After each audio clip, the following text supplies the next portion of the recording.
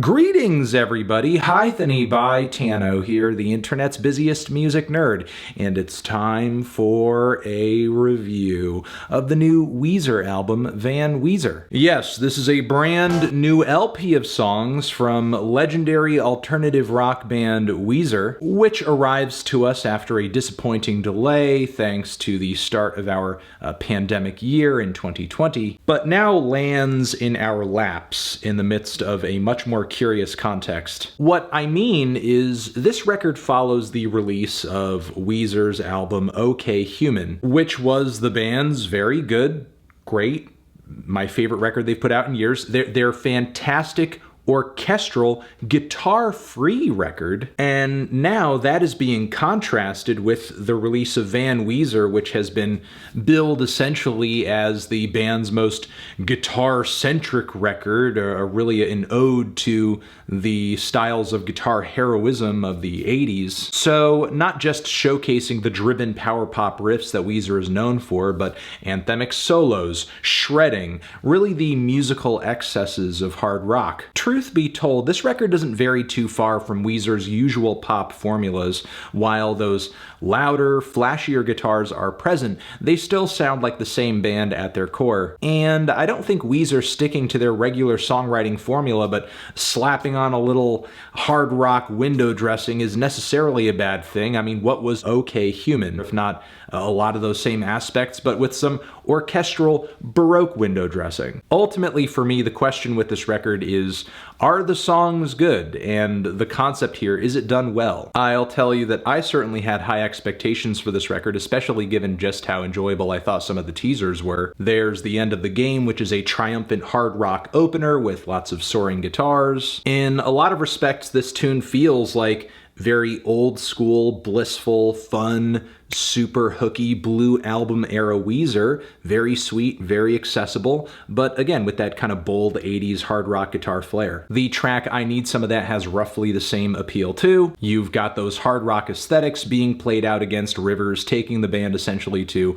a lot of their core appeals here in terms of songwriting and lyricism. He's singing essentially about being an aspiring rock star. Even if we blow up, we're never gonna grow up. I'm getting dizzy just thinking about how many Weezer tracks in the past have expressed exactly this same sentiment, but for the umpteenth time, it's still pretty endearing. The track Hero I thought was a little generically produced when I had first heard it, more compressed than some of the other songs here too. I don't know exactly why. Maybe it's the bass being pumped up as loud as it is. Either way, again, wasn't super crazy about this one when I first heard it. It's grown on me a little bit since I have listened to the entire record. Once more, super catchy chorus, inspiring themes of heroism with sort of a lone wolf energy coming off the lyrics. These tracks are all in the first leg of the record too, which in my opinion goes off as one would predict a Weezer record would go off, with this very basic hard rock influenced concept in mind. But past this point though, all bets are kind of off for some reason. The song Blue Dream, for whatever reason, takes the riff from Ozzy's classic song Crazy Train. You know, the riff, the dun dun dun dun dun dun dun dun dun dun, like literally the riff, note for note. Yeah, Rivers and the gang just take that riff and use it to objectively make a worse song. Like a far worse song. It's like Weezer's own version of what Kid Rock did with that Metallica lick on American Badass. Why?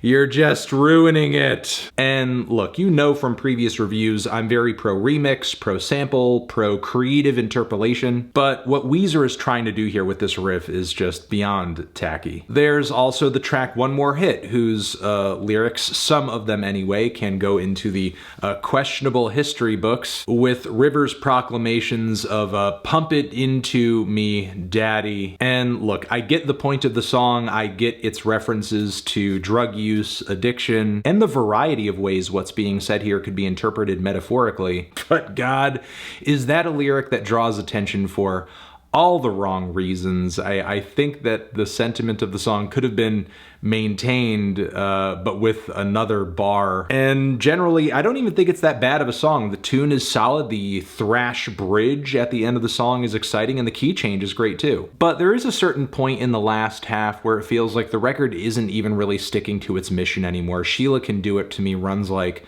I don't know, a Ramones song, but with some Thin Lizzy-esque riffs here and there. To me, the song musically, and especially guitar-wise, just doesn't come off grand enough to be worthy of a record titled Van Weezer. I think the song She Needs Me could certainly have been pushed farther as well, though it is kind of cute to hear these hard rock riffs matched with lyrics that are, you know, a little simpy in an endearing and acute way, where Rivers is singing about domestic love, domestic life, you know, helping keep her warm, open jars of peanut butter. Meanwhile, the track Beginning of the End, sans its classically tinged Queen-inspired solo passage, sounds to me like a cut that could have been on the Green album. Just throw that into the track list there and you really wouldn't skip a beat. Then finally, Precious Metal Girl is another moment on the record where the band's trying to be a little tongue-in-cheek, be a little self-aware. Like, obviously, it's a very mellow acoustic cut on a hard rock inspired album, but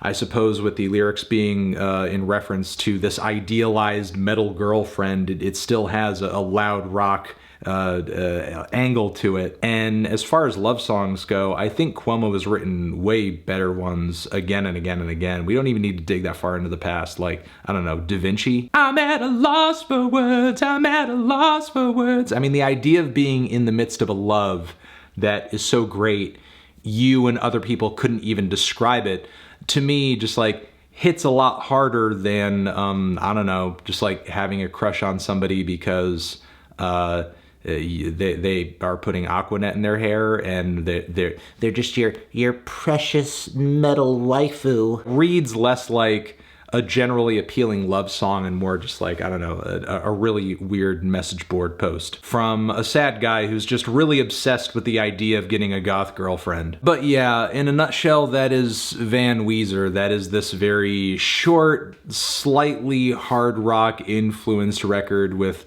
a couple of cringe tracks here and there. I mean, Weezer has put out worse records. Weezer has put out way worse records. This one's actually, I don't know, somewhere in the middle a little bit for me. It's got some enjoyable tracks on it, but I feel like it could have gone harder. And considering we had to wait extra time for this thing, I'm just perplexed. Like, if you had all the extra time to release this record, you would have had time to make it even more exciting than you did, but apparently that just did not happen. I'm feeling a decent 2 strong 5 on this one. Transition, have you given this Weezer album a listen? Did you love it? Did you hate it? What would you rate it? You're the best, you're the best. What should I review next? Hit the like if you like, please subscribe, and please don't cry. Hit the bell as well. Over here next to my head is another video that you can check out. Hit that up or the link to subscribe to the channel. Anthony Fantano, Weezer, Van Weezer, forever.